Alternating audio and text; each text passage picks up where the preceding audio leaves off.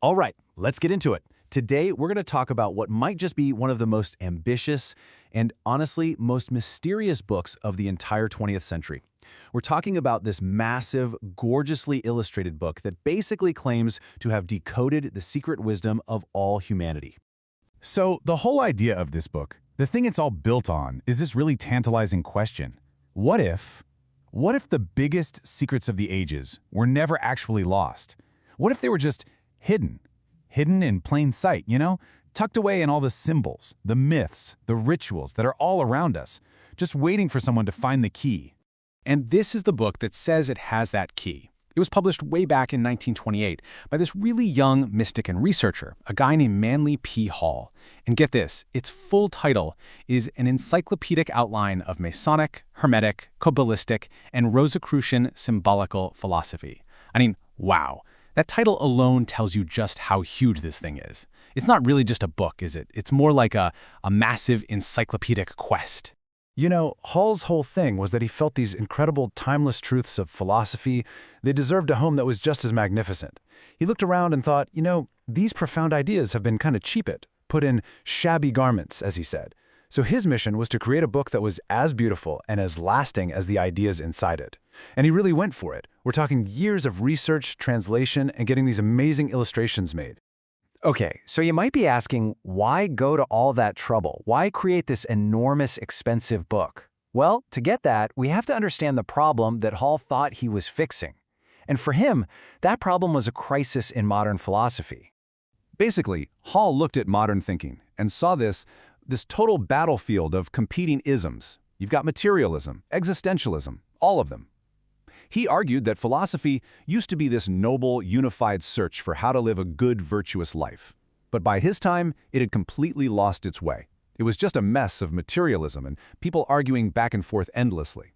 And you can see his point perfectly right here. If you look back, the ancient schools were all searching for one big unifying truth. Thales thought everything was made of water, Plato had his world of perfect forms. But then you fast forward to the modern era, and it's just shattered. It's dozens and dozens of conflicting ideas. The big picture, Hall believed, was totally gone. So, faced with this complete mess, Hall comes along with this really radical idea, a wild solution. He basically says, hey, maybe we've all been looking in the completely wrong place. He wants us to think about this fascinating what if. What if all these different philosophies fighting with each other? What if that's just the surface noise, the stuff for public debate? And what if underneath it all, there's been this deep, unified stream of wisdom flowing silently this whole time? And that right there brings us to the core idea of his entire book, something he calls the secret doctrine. Now, he's not talking about a single dusty old book. For him, it's a living, breathing tradition, an ageless wisdom that's been passed down not in universities or public forums, but secretly, from one initiated mind to the next, in an unbroken chain. So where did this secret doctrine come from? Well, Hall points to the ancient mystery schools. These were these super secretive groups, these fraternities, in places like Egypt and Greece. And he says this is where the real heavy hitters of ancient times, we're talking people like Pythagoras, even Plato, were supposedly initiated. They went through these rituals to get access to knowledge that was considered way too powerful, too world-changing for the general public. Okay, but that brings up a huge question, right? If this stuff was so secret, how on earth did it survive for thousands of years? How did it not get lost? Well, the answer, Hall says, isn't in written words. It's in a universal language that anyone, anywhere can understand, if they have the key. And that language was symbolism. Think about it. A simple image, a geometric shape, a story about gods and heroes. It's the perfect way to hide something in plain sight. For most people, it's just a cool picture or a weird story. But for someone who's been initiated, it's a roadmap, a dense, packed map of cosmic truths.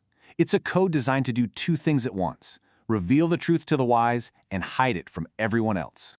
Let's look at a concrete example, the Orphic egg. To you and me, it looks like a snake wrapped around an egg. Simple enough. But if you were an initiate in the ancient Orphic mysteries, you'd see something totally different. You'd see the entire cosmos, that's the egg, being held together by the creative, divine spirit, the snake. And get this, part of the initiation rite was to break the shell, which was a symbol for being spiritually reborn, breaking free from the limits of the physical world. Symbols can also work like blueprints for really complex ideas. Take this tree of mythology. It looks like a family tree, but it's not. It's actually a philosophical diagram. It's showing how all these different gods and goddesses, they're not separate beings. They're all just branches growing from a single, unknowable source, that primal chaos hidden down in the roots. It's a map of reality. And what's so powerful is that you see this everywhere, in every culture. Here's a Christian artist trying to explain the Trinity. How can you have three persons in one God? It's a paradox, so you use a symbol.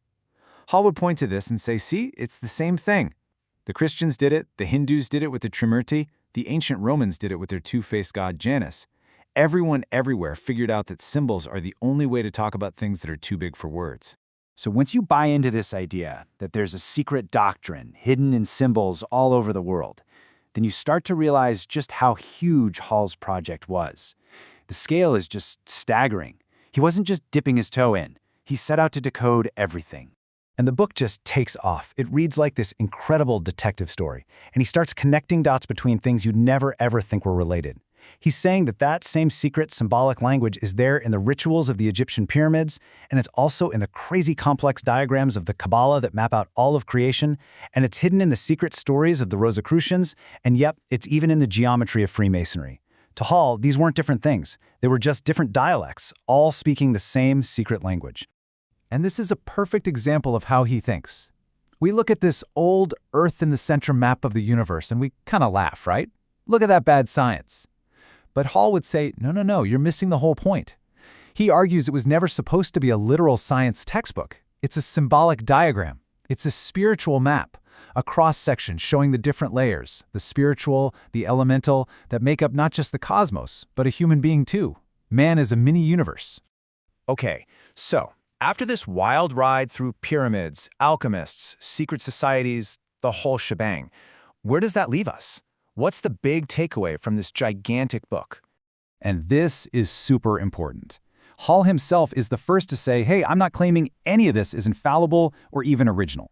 He's not trying to start a new religion. He's not giving you a list of facts to memorize. What he's really doing is offering a hypothesis. He's handing you a new pair of glasses, a new lens to look through, and asking you to re-examine, well, everything. All of human history, philosophy, and religion. And so, in the end, the book leaves you with this really deep question you have to answer for yourself. Is Manly P. Hall a kind of philosophical detective uncovering a real hidden thread of wisdom that connects all of humanity's biggest spiritual questions? Or is he more of a master artist, just brilliantly weaving together a bunch of unrelated things into a beautiful story that he created?